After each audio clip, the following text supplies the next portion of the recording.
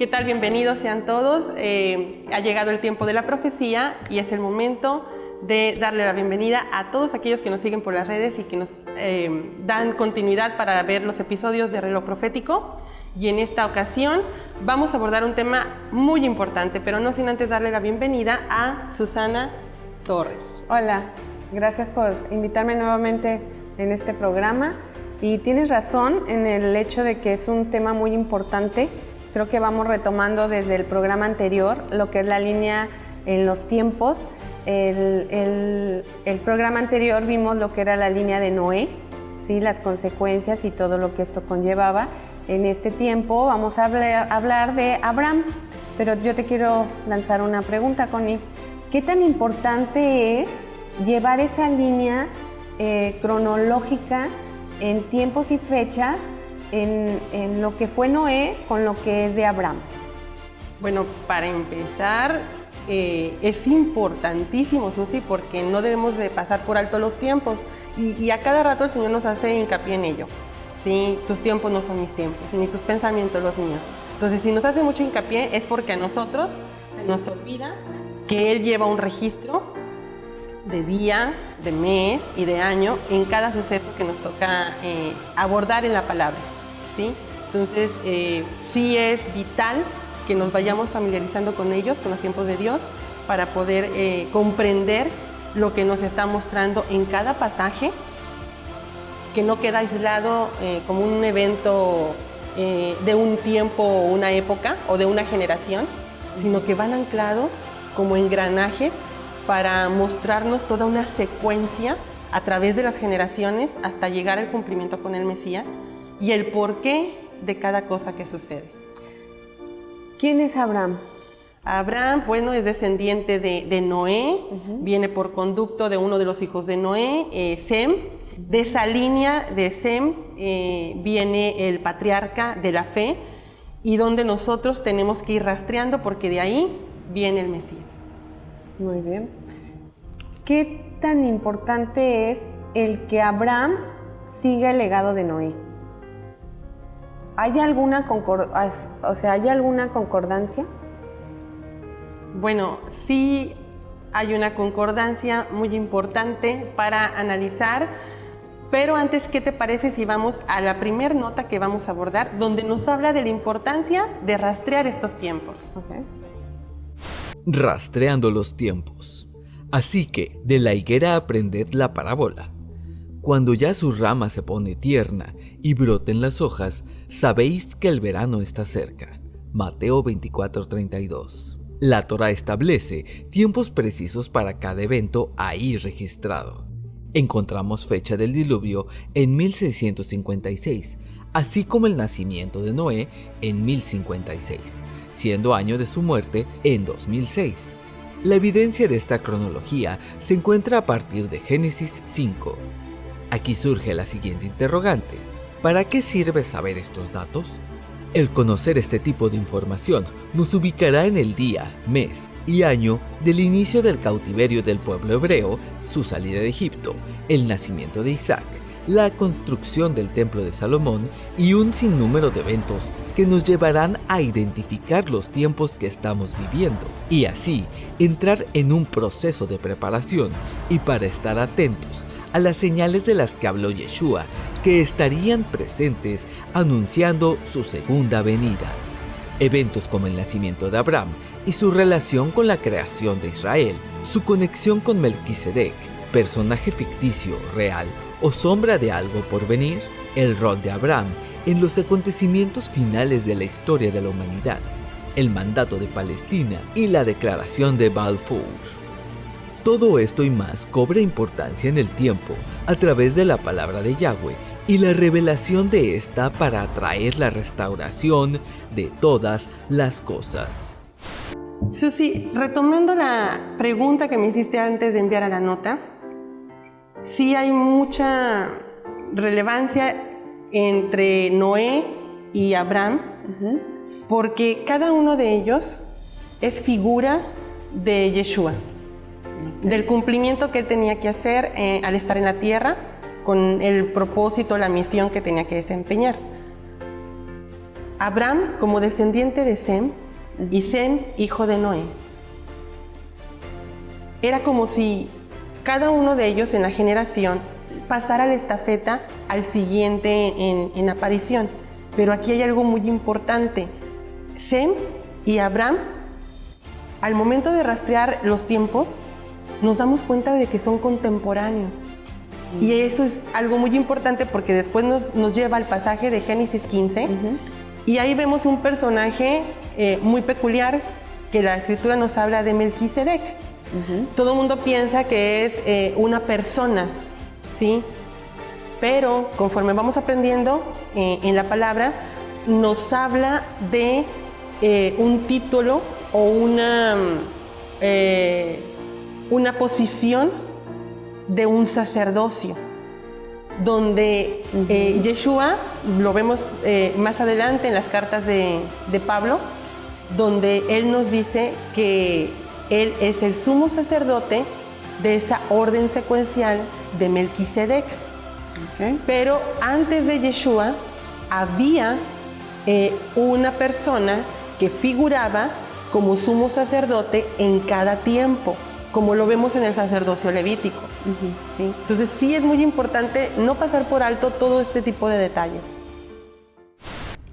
Engaño y depravación sexual. Yeshua respondió y les dijo: mirad que nadie os engañe. Mateo 24:4. Qué importante frase con la que inicia el Mesías cuando habló a sus discípulos sobre las señales que marcarían los tiempos finales. El engaño que generación tras generación ha existido, transmitiéndose como verdad. ¿Qué es y qué comprende? Para ello, debemos remontarnos al tiempo del diluvio y el por qué Yahweh tuvo que traerlo. Y vio entonces Yahweh que la maldad del hombre se había multiplicado en la tierra, y que toda forma de pensamiento de su corazón era solamente el mal continuamente. Génesis 6:5. ¿Cuál era la forma de pensamiento que regía a los habitantes de la tierra en el tiempo de Noé? Engaño y depravación sexual. El hombre se ha acostumbrado a ver normal la conducta sexual que practica la mayoría, sin razonar al menos por un instante si lo que sucede en el interior de la alcoba nupcial cumple o no con los requerimientos del Creador. ¿De dónde viene la práctica de dichos actos? La respuesta es clara: Sodoma y Gomorra. Sodoma viene de la palabra hebrea Sedom, derivada de la raíz Sod, que significa secreto, y Gomorra viene del hebreo Amora, que quiere decir agua profunda, copiosa y abundante. Connie, esta nota es el engaño y depravación sexual. El significado de Gomorra viene del hebreo Amora, que quiere decir agua profunda, copiosa y abundante. ¿Qué relación hay con el diluvio? Porque el diluvio es agua abundante, y en Génesis 7:11 nos dice: aquel día fueron rotas todas las fuentes del grande abismo y las cataratas de los cielos fueron abiertas. ¿Tiene alguna relación el significado de Gomorra con el significado de la abundancia de agua en lo del el diluvio? Sí, Susi. Mira, tocaste un punto muy importante con el significado del nombre Gomorra, y Sodoma también están vinculados. Pero ahí hay otra palabra que entra en función con esas dos: abismo. Porque el Señor dice en el Génesis, cuando va a traer el diluvio, dice que fueron rotas las fuentes del abismo, ¿sí? Y también de las puertas de lo que está en el cielo, ¿sí? Entonces, cuando Él trae el diluvio, hace evidente con esa abundancia de agua, ¿sí?, lo que era la maldad que se reflejó en el hombre, la depravación en la que cayó, de un modo literal, con el agua, con la abundancia del agua. El abismo, Susi, como lo menciona en el Génesis, nos habla del interior de la persona, como si fuera un pozo oscuro en el que cayó, y está vinculado directamente con el comportamiento del ser humano, el carácter del ser humano y los deseos y los instintos animales. Ay, qué caray. Bueno, ¿te parece si vamos a un corte y regresamos?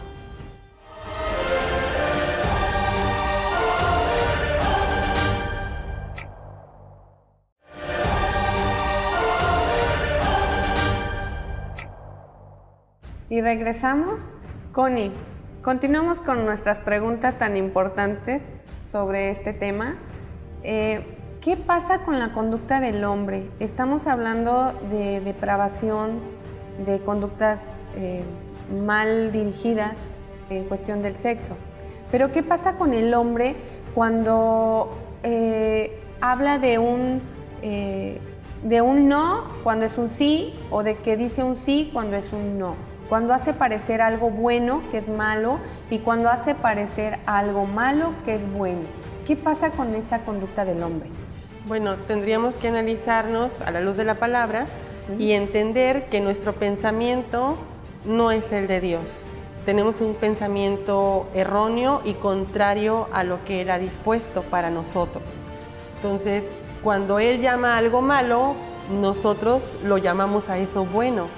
Y nos habituamos a vivir de esa manera que no percibimos que estamos en algo incorrecto, ¿sí? Y por eso queremos seguir en eso y deleitándonos en vivir de esa manera. Y se nos hace natural. Sí, claro. Entonces no percibes el error hasta que vas a la palabra. Entonces tú puedes estar llevando una conducta depravada y dices, bien, estoy llevando mi vida correctamente, ¿qué te molesta? ¿Sí? Entonces no percibes el error hasta que Él lo hace evidente en ti. Cuando trae a una persona a tu vida quizá que tiene su pensamiento y te lleva a reflexionar. Pero ¿qué te parece para entender un poquito más sobre el tema? Vamos a la siguiente nota que nos habla de la conducta depravada y de la adicción al sexo. Adicción al sexo. Pero él dijo, no es voz de gritos de victoria, ni voz de clamor de derrota. Estoy oyendo como voces de embriaguez. Éxodo 32:18. La adicción al sexo, conocida también como hiperactividad, suele presentar diversos síntomas, los cuales aumentan según pasa el tiempo. De esta manera, los afectados amplifican sus actividades sexuales. La satisfacción disminuye. Las señales típicas de adicción son pensar en el sexo y ejercer una actividad sexual cada vez mayor. La dosis aumenta porque la actividad actual ya no satisface el deseo, por lo que en el caso de renuncia aparecen sentimientos como el vacío y el miedo. Los adictos al sexo suelen tener problemas de pareja, así como dificultades económicas y profesionales, ya que el afectado invierte cada vez más tiempo y dinero en su adicción. Connie, hablábamos de la adicción del hombre en la sexualidad, en el sexo. Vemos que la conducta de la adicción viene de menos a más. En Juan 3:8 nos dice, el que practica el pecado procede del diablo, pues el diablo peca desde el principio. Para esto fue manifestado el Hijo de Dios para que destruyera las obras del diablo. Ahora yo te pregunto, ¿qué injerencia tienen los demonios en la práctica de actos impuros de sexualidad? Bueno, ahí tendríamos nosotros que aterrizar el asunto en Levítico 18, donde Dios dejó estipulado en ese capítulo, por ejemplo, la conducta sexual depravada en la que caería la humanidad y en lo que nosotros, quizá la mayoría está haciendo algo de lo que viene en ese capítulo, si no digo todo, a lo mejor algunos puntos, ¿sí? Y lo lleva y lo piensa que pues es correcto y encuentra deleite en practicarlo. Pero cuando vamos a la palabra y vemos que Él dice, pues no tengas sexo con hombre, si eres hombre, no tengas sexo con hombre, si eres mujer, pues no tengas sexo con mujer, si eres persona, no tengas sexo con animal, ¿sí? Te da una serie de explicaciones ahí del por qué no, porque nos remontamos al Génesis 6 donde el Señor dice que la maldad del hombre era mucha y de que Satanás y sus ángeles caídos empezaron a ver con codicia a las mujeres y empezaron a vincularse con ellas para mezclar la simiente y también empezar a corromper no solamente al hombre, sino también a toda la creación. Estoy hablando de animales, animales de los aires, animales de la tierra, animales del agua, donde todo lo contaminó la simiente del mal. Entonces, todos estos parámetros que nos dan la palabra tienen que ver también con los tiempos que vamos a estar analizando de los comportamientos del ser humano y las generaciones, pero para ello tenemos que entender los tiempos que el Señor nos dejó en su palabra.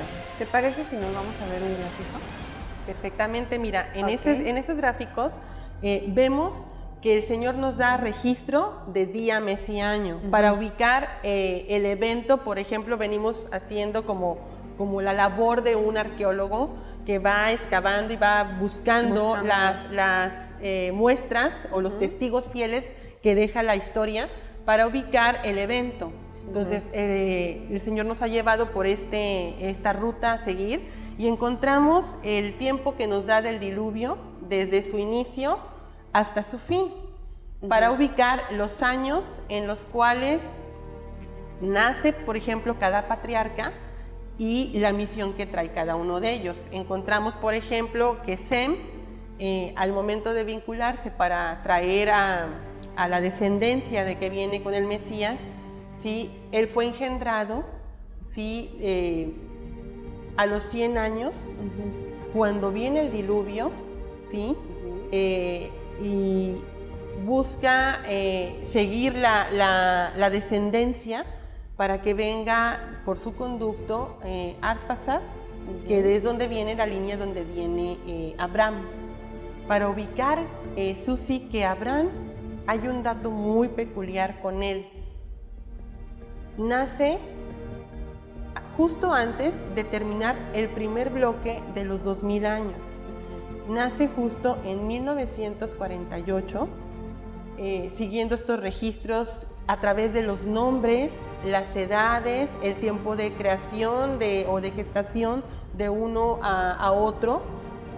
Y vemos que en la historia está registrado que la nación de Israel se genera o nace como tal para ser formada y ya concebida ante las naciones en 1948.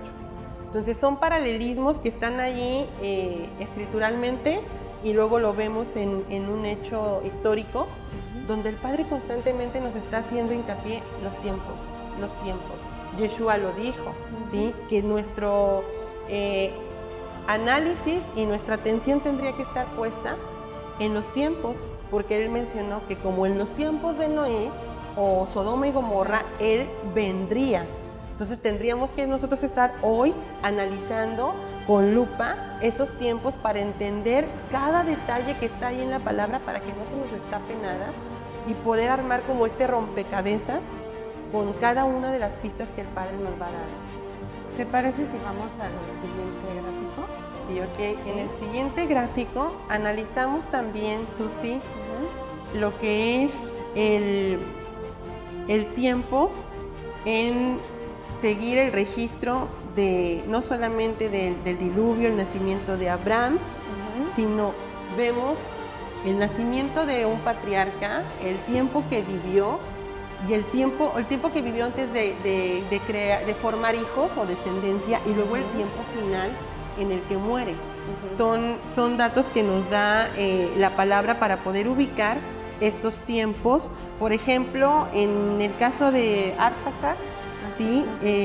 Encontramos el rastro de que él nace en 1658 y muere en el 2061. La palabra nos habla de 403 años.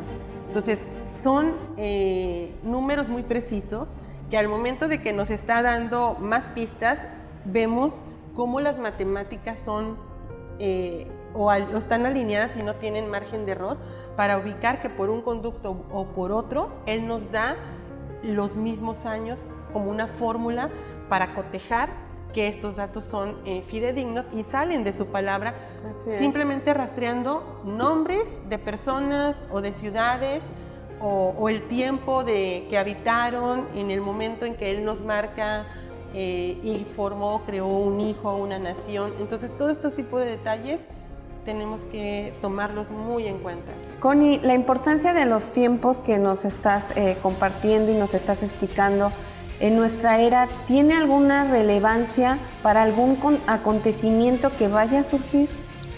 Sí, tiene toda la relevancia. ¿Por qué? Porque hemos estado escuchando constantemente que nos dice la Escritura, el día y la hora nadie la sabe, ¿sí? Pero teníamos que pensar nosotros ya no como nuestra forma occidental, sino como una mente hebrea. Entonces, una mente hebrea, al momento de exponerse a esa frase, que el día y la hora nadie sabe, inmediatamente capta el mensaje, Susi. ¿Por qué? Hay una fiesta dentro de las solemnidades de Yahweh, de las 7 solemnidades que hay, que se le conoce con el día y la hora que nadie sabe. ¿Sí? Estamos hablando de la fiesta de Yom Teruah, y es esa fiesta que tiene diversos nombres. Uno de esos es el día y la hora que nadie sabe, y habla del momento en el que se toca el shofar para anunciar que viene un evento que ya está escrito que tenía que suceder. ¿Ese evento es la segunda venida del Señor? Ese evento no es la venida del Señor. No. Ese evento es la orden de Yeshua para los ángeles que van a resguardar a todos los hijos de Dios que están sobre la tierra en ese tiempo, de la misma manera como sucedió con Noé y su familia, que le dijo el Señor, a ver, Noé, entras en el arca en este día, en este mes y en este año, entras en el arca tú y tu casa. Bueno, esa orden, ¿sí?, la da Yeshua justo en ese día, en el día y la hora que nadie sabe, en el día de Yom Teruah. Entonces, tiene mucho que ver porque nosotros tenemos que estar mentalizándonos de que no sabemos identificar los tiempos de Yahweh y necesitamos estar ahí para comprender. El apóstol dijo, hermanos, estoy ante ustedes y no es necesario que les hable de los tiempos del Señor, porque ustedes están en luz. Entonces ustedes entienden cuando les hablo de los tiempos.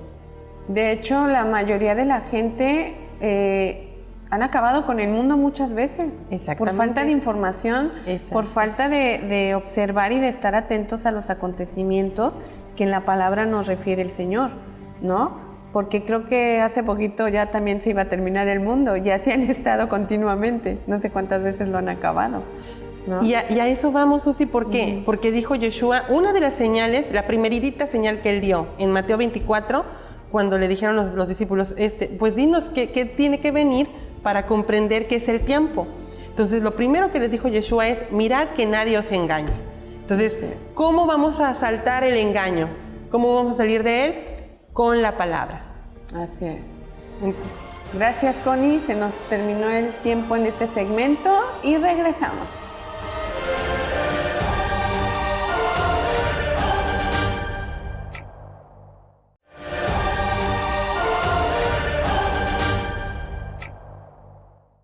Y nos acompaña hoy Carlos Ábalos. Bienvenido a Reloj Profético.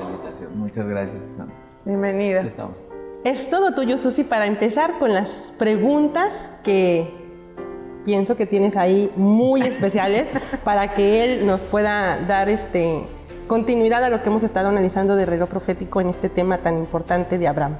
Sí, me surge una pregunta que yo creo que el público también sería importante, el hecho de conocer otros conceptos diferentes a lo que ya estipula la palabra. Aquí nuestra representante e investigadora Connie, que es la que nos da las respuestas de la palabra, entonces sí sería como importante otro concepto. ¿Qué es perversión para ti? Perversión. ¿Te puedo contestar antes de la palabra? Sí, claro. Pues tú sabes, ¿no? Obviamente, cuando ya empiezas a conocer, tus conceptos cambian. Así y es. esa es otra cuestión. Pero perversión, te podría yo decir, por ejemplo, no sé, lo consideraba un abuso, digamos, de algún menor, una cuestión en la que ya se ven involucradas ciertas rupturas de la inocencia o de cuestiones, un abuso, digamos, de un hombre a una mujer. En el caso contrario también, porque hay un paradigma ahí medio raro en la cuestión en la que dices, una mujer no puede abusar de un hombre, pero sí es eso. O sea, cuando ya algo no está en consenso, ahí aplica algo de perversión. Así es como yo lo veía. Okay. O sea, en ese sentido yo te podría decir que la gente lo ve de esa manera. Y más que nada porque la palabra perversión por lo general siempre nos evoca a lo sexual. Ese es el problema. Igual tiene su significado normal, que no tiene igual nada que ver con eso, pero por lo general la sociedad se enfoca precisamente en lo sexual. Pervertido es sexual.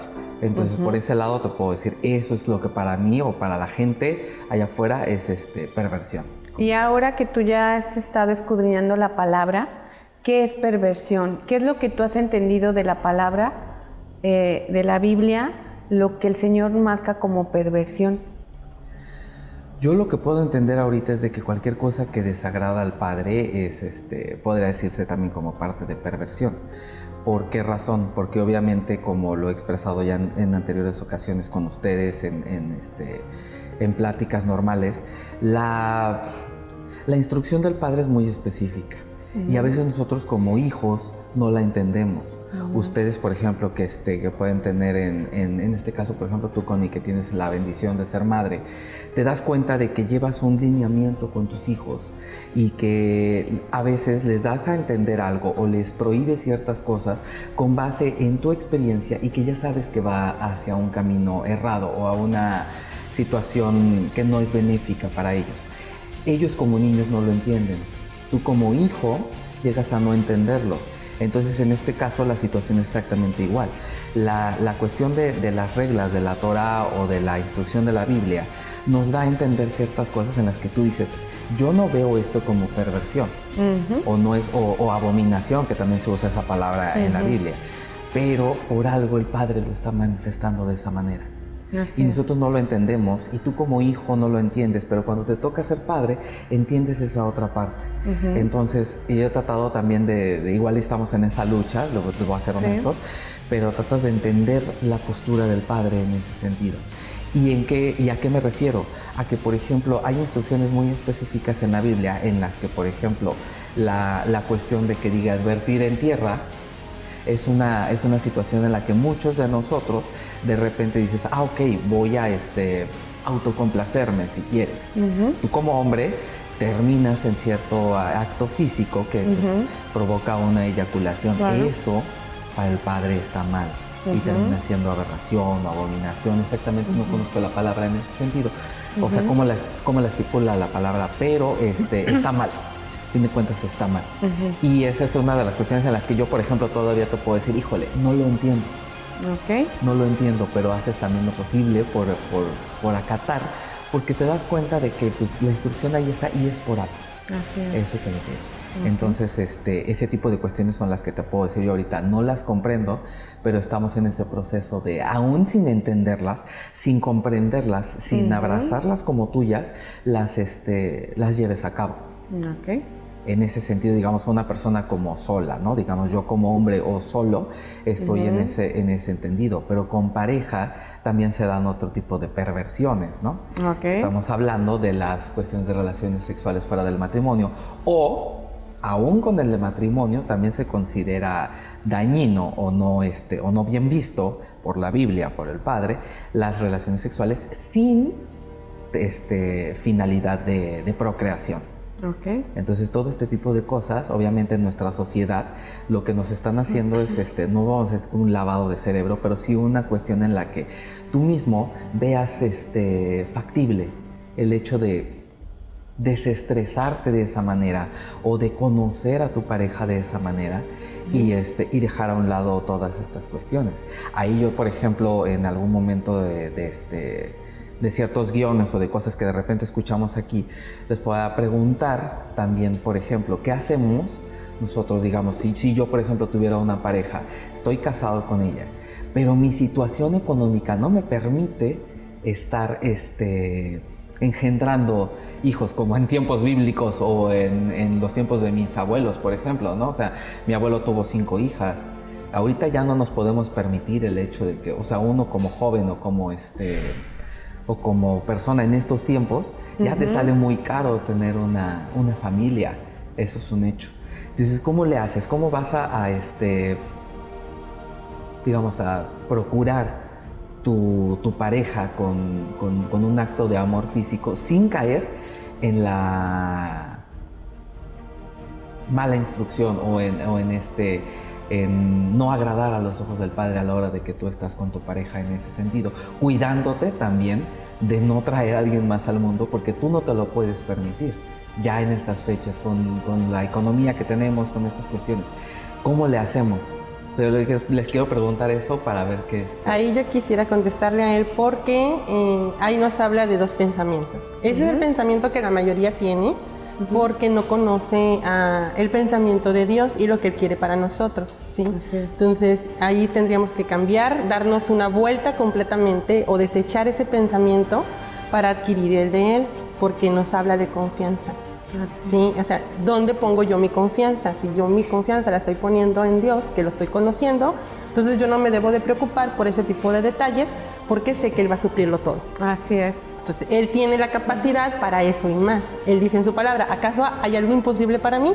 Pues no hay nada imposible. De hecho, también vemos casos de mujeres en la palabra que fueron estériles y en su momento Él les dio la oportunidad o el privilegio de ser madres, ¿sí? Y que llegó en el momento que más ellas lo deseaban.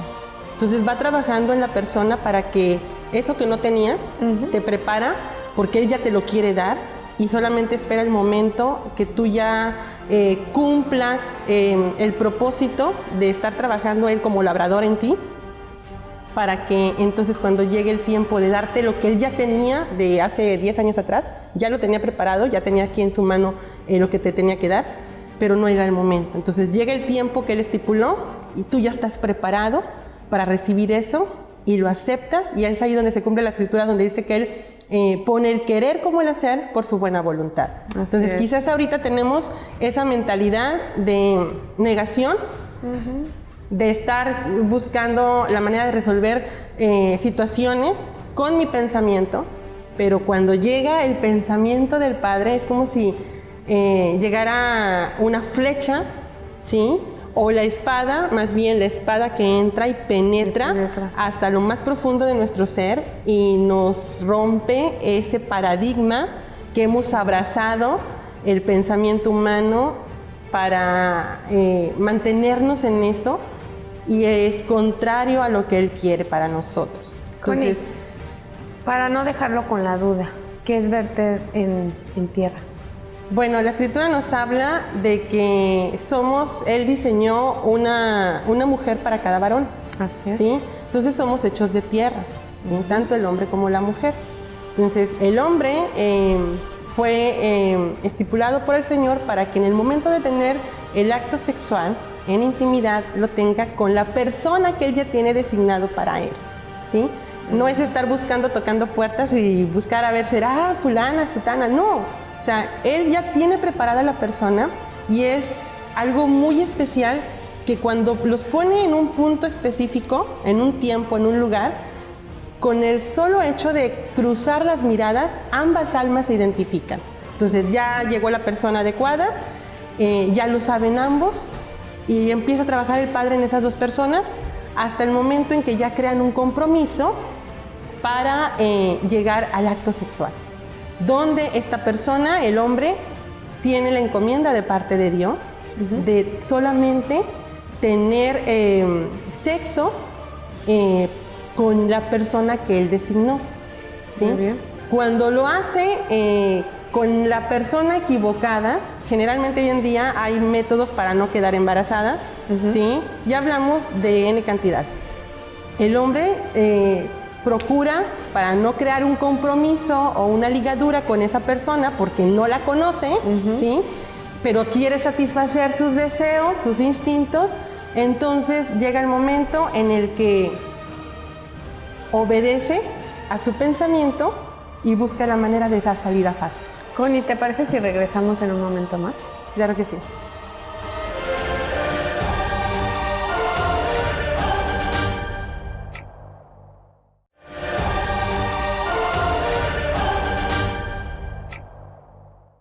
Y regresamos con nuestro invitado especial, Carlos.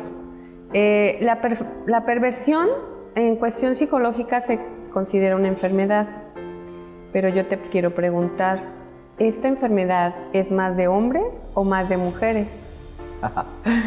Es interesante. Yo la verdad es que en mi tiempo, digamos fuera de Cancún y de todas estas cuestiones aquí, tuve la misma cantidad de amigos hombres y mujeres. Y la verdad es que la gente me considera de confianza o me abre su corazón sin problemas. Y yo te puedo decir que por lo menos allá afuera sí sí es una cuestión equiparable. No es nada más de un solo sexo. Vivimos en unos tiempos en los que ahorita ya, por ejemplo, yo te puedo decir que no me escandaliza como tal, pero sí es una cuestión en la que digo, si por ejemplo yo cuando empecé en mi época de salir de fiesta y todo ese relajo, nosotros como hombres éramos los que nos poníamos más, digamos, intoxicados.